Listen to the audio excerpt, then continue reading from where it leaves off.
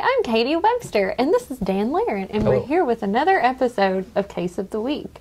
Hey, do you like CSI? And do you like churches? Well, we have the perfect case for you today.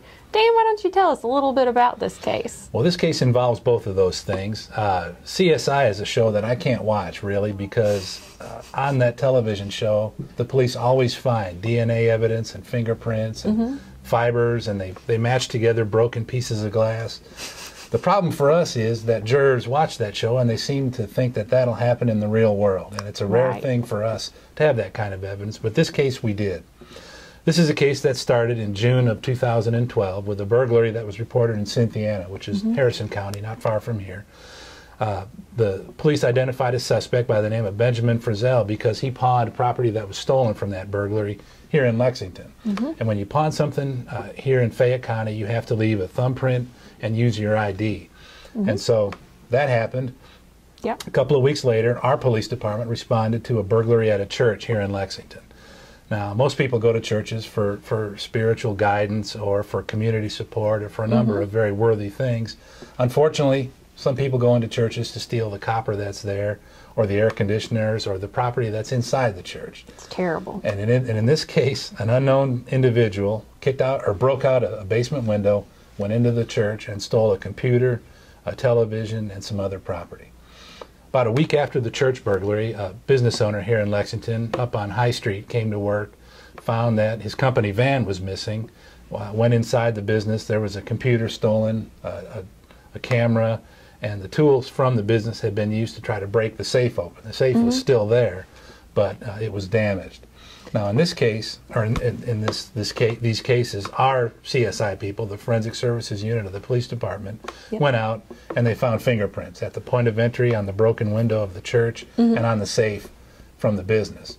And they ran those through a law enforcement database, which is to say a database of people who've been arrested in Kentucky.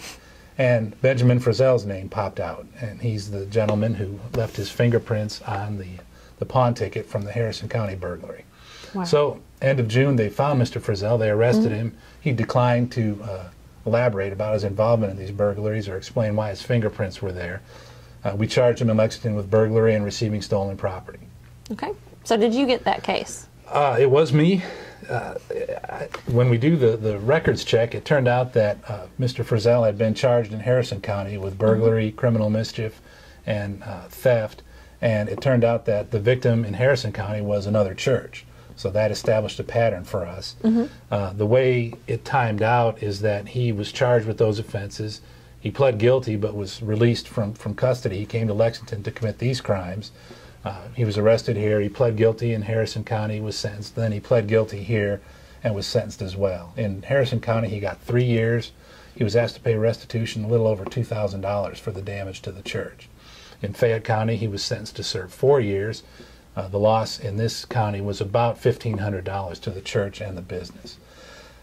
He didn't have a significant criminal history prior to that, other than a fraudulent use of a credit card misdemeanor. It was all traffic offenses. So for whatever reason, he decided it would be a good idea to start breaking into churches. Terrible. So did he get out of prison? Is he out now? I checked it this morning. According to the State of Kentucky Corrections website, he was paroled on in the middle of December of this year, with the time that he had 2012? served.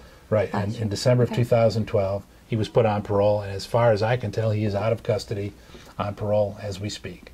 Well, I hope he had some kind of spiritual awakening while he was in prison that will prevent him from breaking into any more churches. We can only hope. All right. Thank you, Dan. It's been another Case of the Week, and we'll see you next time.